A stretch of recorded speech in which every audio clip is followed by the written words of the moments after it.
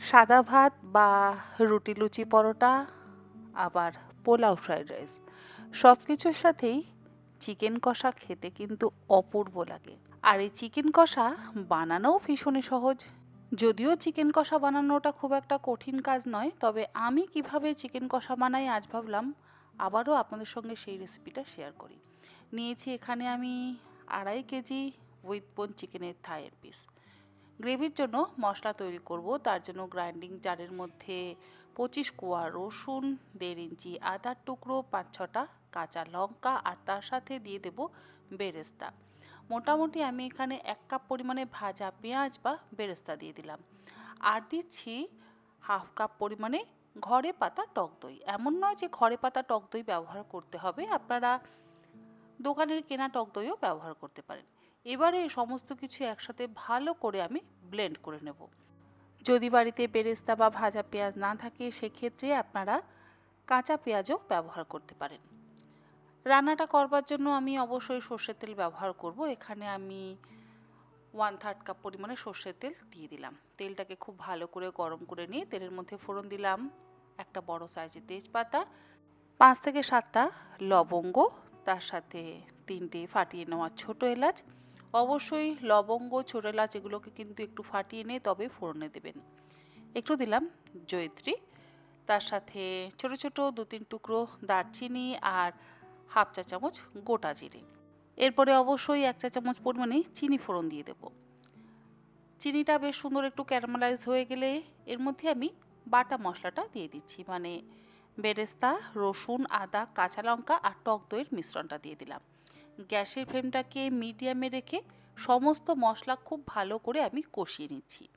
যেহেতু আমি ভাজা পেঁয়াজ বা বেরেস্তা ব্যবহার করছি সেজন্য আমার খুব বেশিক্ষণ সময় লাগবে না কিন্তু এই মশলাটা কষাতে।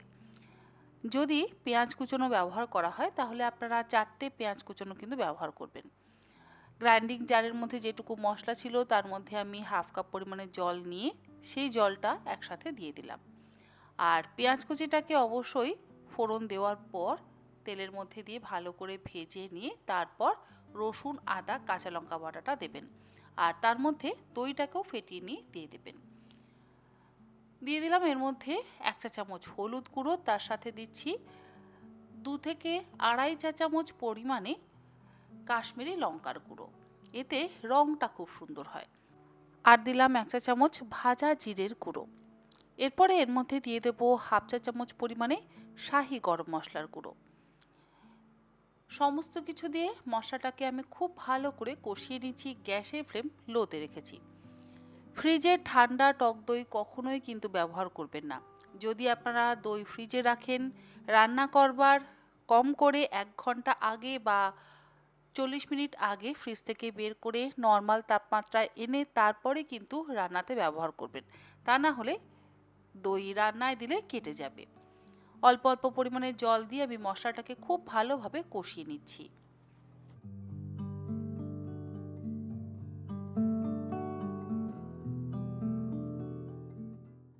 মশলা যখন বেশ ভালোভাবে কষানো হয়ে যাবে তখন মশলা থেকে তেল ছাড়তে শুরু করবে আর সেই সময় দিয়ে দিলাম চিকেনের টুকরোগুলো।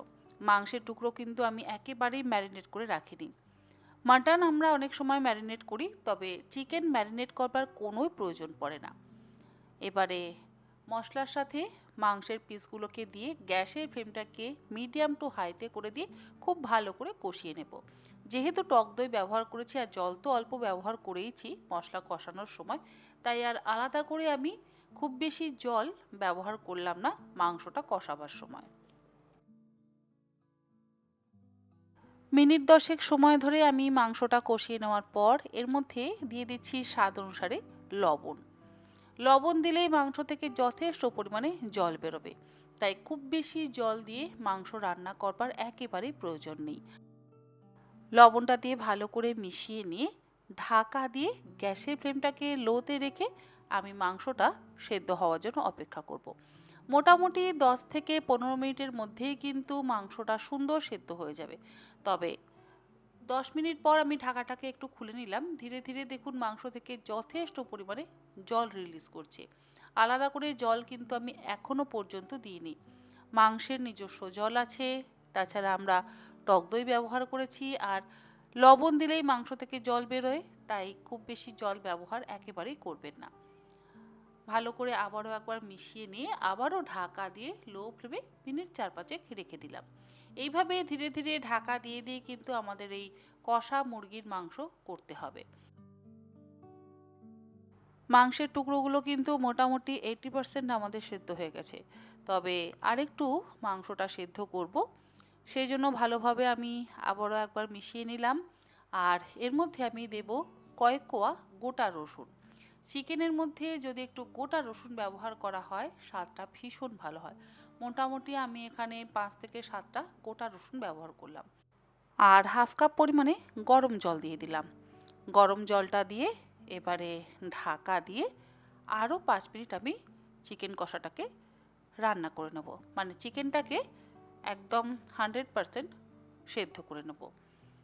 5 মিনিট পর আমি ঢাকাটাকে খুলে নিয়েছি। আমাদের চিকেন কষা কিন্তু অলমোস্ট রেডি।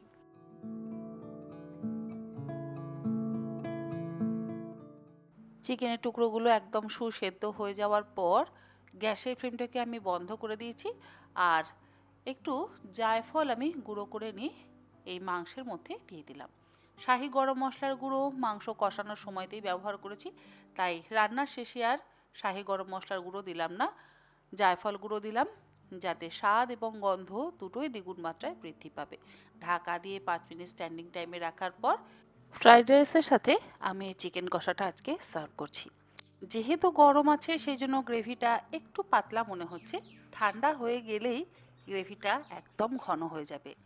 ফ্রাইড রাইসের সাথে তো ভালো লাগবেই, এছাড়া পোলাও বা সাদা ভাত আবার রুটি লুচি পরোটার সাথেও খেতে অসম্ভব ভালো লাগবে। আশা করি রেসিপিটা ভালো লাগলো। আপনারা একবার এরকমভাবে বাড়িতে ট্রাই করবেন, আপনাদেরও ভালো লাগবে।